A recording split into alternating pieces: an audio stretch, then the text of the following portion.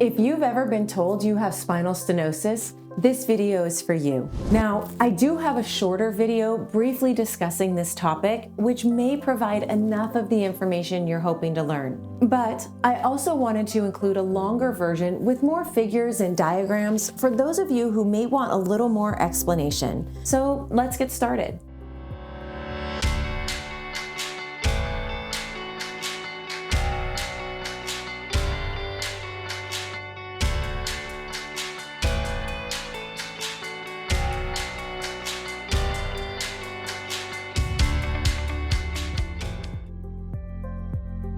Before you can fully understand spinal stenosis, let's first understand normal spine anatomy. The spine is made up of a series of bones called vertebrae, which stack on top of each other to form a protective column. In your neck, called the cervical spine, and upper back, called the thoracic spine, your spinal cord travels through the center of this column. But in your lower back, or lumbar spine, the spinal cord ends and gives way to a bundle of nerve roots called the cauda equina, Latin for horse's tail, because of its appearance. At each level of your spine, nerves branch off from the spinal cord or from the cauda equina and exit through small openings called foramina. These nerves then travel to different parts of your body, such as your arms, legs, or torso, carrying signals that control movement and sensation. Between each vertebrae sits a disc, which acts like a cushion or shock absorber. Each disc has a tough outer layer called the annulus fibrosus and a soft gel-like center called the nucleus pulposus. Behind the spinal column are the facet joints, which help you bend, twist, and move your spine. They're like hinges that give your back flexibility while keeping it stable. Understanding this anatomy is key to making sense of spinal stenosis, because when any of these structures start to change or crowd the space around your nerves, symptoms can follow. Aging isn't just about wrinkles and gray hair. It happens deep inside our bodies too, including our spines. Just like skin loses elasticity, the spine goes through its own natural changes as the years go by. And here's how that can look. The discs between the vertebrae can dry out, shrink in height, and start to bulge. Facet joints may enlarge, similar to how knuckles get bigger in people with hand arthritis. Ligaments, which hold the spine together, they can become weaker and cause some shifting of the spine, but they also thicken and stiffen. All of these changes can crowd the space around the spinal cord and nerve roots, leading to narrowing, and that's what we call spinal stenosis. How your spine ages depends on a variety of factors, including genetics, lifestyle, medical history, and exposure to things like nicotine, drugs, or certain medications. So when your MRI or CAT scan shows terms like degeneration, bulging, or narrowing, it doesn't automatically mean something is wrong or that these findings are causing your symptoms. A large study looked at over 3,000 people with no back pain at all. Even without symptoms, 80% of 50-year-olds had disc degeneration. 56% had lost some disc height. 60% had bulging discs, and by the age of 70, 93% showed disc degeneration and nearly 70% had joint wear and tear. The takeaway is that these changes are incredibly common. They are part of the natural aging process, not necessarily a sign of disease or dysfunction. Now, let's talk specifically about spinal stenosis. The word stenosis simply means narrowing. And in the spine, that narrowing can happen in a few key places, including the central canal, where the spinal cord or cauda equina nerves travel, and the foramina, small tunnels where nerves exit the spine and branch out to your legs, arms, or other areas. But here's the crucial thing to understand. Not all narrowing causes trouble. Just because there's stenosis doesn't mean the spinal cord or nerves are being pinched or compressed. Many people have narrowing without any symptoms at all. So while the word stenosis might sound alarming, it's not always a sign of danger. Let's break this down with a simple visual concept. Imagine a circle. This represents the spinal canal of a healthy 20-year-old. Inside that circle are small dots. These are the nerve roots traveling freely through the canal. As we age, things begin to change. Discs may bulge, facet joints enlarge, ligaments thicken. These changes gradually narrow the canal. The circle gets smaller, but the nerves still have room to move. This is called spinal stenosis, but at this stage, there's no compression, no symptoms, and no need for treatment. Now, imagine that circle continues to shrink. The nerves begin to crowd each other. Eventually, they may become compressed. And when that happens, that stenosis can cause problems. Symptoms might include pain, numbness, tingling, weakness in the arms or legs, depending on which nerves are affected. Here's a lumbar spine MRI cross-section. You'll see gray dots, nerve roots, traveling through the central canal. As the narrowing progresses, the space around those nerves tightens. But again, narrowing doesn't always mean compression. Only when the space becomes critically tight do symptoms emerge. In the lumbar spine, stenosis affects the cauda equina, a bundle of nerve roots. In the cervical and thoracic spine, it can compress the spinal cord itself. Let's shift to the cervical spine. Instead of scattered dots, imagine a solid circle. This is the spinal cord. As the canal narrows, the cord may become compressed. If severe, this can lead to numbness or tingling, weakness or imbalance, loss of coordination in the hands, or bowel and bladder dysfunction. For example, this cervical spine MRI shows some mild stenosis at the C5-6 disc space. There is some narrowing, but no cord compression. Compare that to another MRI showing severe stenosis, where the spinal cord is visibly compressed. That's when symptoms and potential injury become a concern. Stenosis isn't limited to the central canal either. It can also affect the foramina, those small tunnels where the individual nerves exit the spine to reach your arms and legs. Again, narrowing doesn't always mean pinching, but if the space becomes too tight, the nerves can be compressed, leading to symptoms that may require treatment.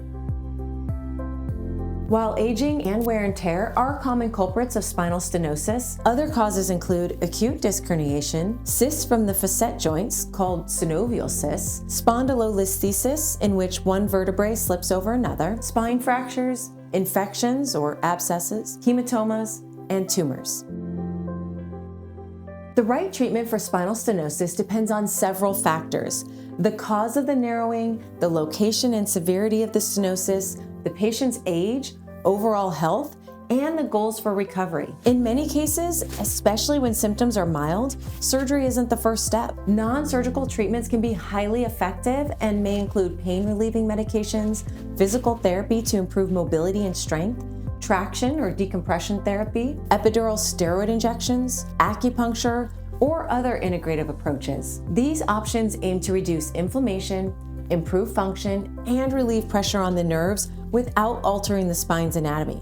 If symptoms are persistent, progressive, or significantly impact quality of life, surgery may be recommended to physically open up the space around the compressed nerves or the spinal cord. The goal is to relieve pressure and restore function. Depending on the anatomy and severity, surgical procedures may include discectomy, which is removal of part or all of a damaged disc that's pressing on the nerves, laminectomy, which is removal of the lamina or the back part of the vertebrae to widen the spinal canal. Facetectomy is trimming or removing a part of the facet joint to relieve nerve compression. Corpectomy requires removal of a portion of the vertebral body, often from the front of the spine, to decompress the spinal cord. A spinal fusion may be required to stabilize the spine with hardware, such as using screws, rods, or cages to prevent movement and maintain alignment. Each procedure is tailored to the patient's unique anatomy and symptoms.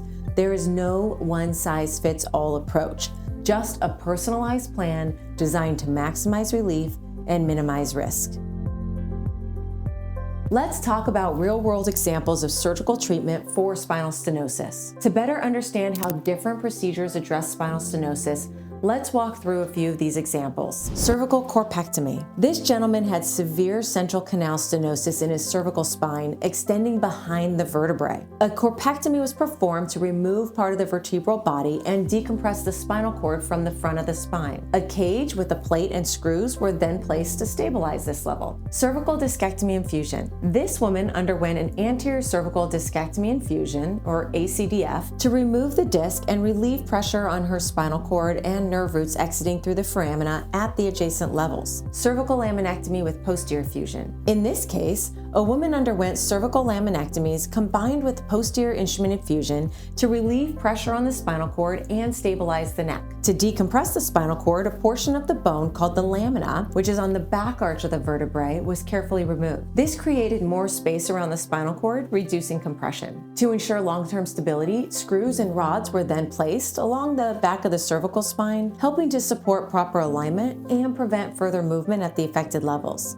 Lumbar microdiscectomy. This gentleman had a herniated disc fragment compressing his nerve roots. A minimally invasive microdiscectomy was performed to remove only the offending fragment and preserve surrounding structures. Lumbar laminectomy with fusion for spondylolisthesis. This woman had a slipped vertebrae causing central canal narrowing and severe nerve compression. She underwent lumbar laminectomies with instrumented fusion to realign the spine and decompress the nerves. Combined anterior and posterior lumbar fusion. This woman had small fractures in her spine causing slipped vertebrae and severe foraminal stenosis with nerve root compression. She benefited from a staged approach, an anterior lumbar discectomy and fusion, followed by a minimally invasive posterior fusion for added stability. There is no one-size-fits-all surgery for spinal stenosis. Treatment must be highly individualized based on a thorough review of detailed spine imaging, physical examination, the patient's medical history and overall health, and personal goals and lifestyle considerations. The goal is to craft a surgical plan that's both effective and aligned with the patient's needs while minimizing risk and preserving function. In sum, stenosis simply means narrowing, a common result of aging and natural wear and tear of the spine. It doesn't always require surgery, and in many cases, it can be managed with non-operative care. But when symptoms are severe or progressive, surgery may be considered. And when it is, the type and extent of the procedure is tailored specifically to the patient's anatomy, symptoms, and goals. Every spine is unique, and so is every treatment journey. Whether you're exploring options for yourself or supporting someone you love, understanding stenosis is the first step toward empowered decision-making. And if you found this helpful, share it with someone who might benefit. If you have questions, concerns, or just want to follow along, drop a comment, send a message, and stay tuned for more real-life cases and clear explanations. Thank you for watching.